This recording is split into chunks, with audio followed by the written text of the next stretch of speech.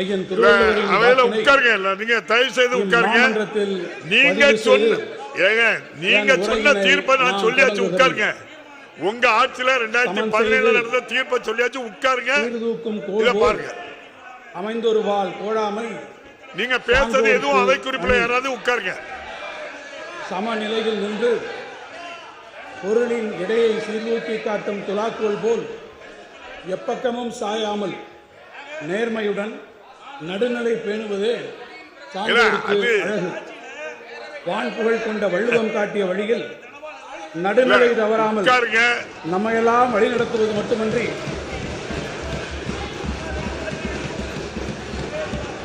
எத்தனை தடைகள் எதிர்வந்தாலும் சமநிலை தவறாது தமிழ்நாட்டின் நலனை காத்திடுவதில் நமது மாண்புமிகு முதலமைச்சர் அவர்கள் காட்டிடும் உறுதியை நாடே வியந்து பாராட்டிக் கொண்டிருக்கிறது.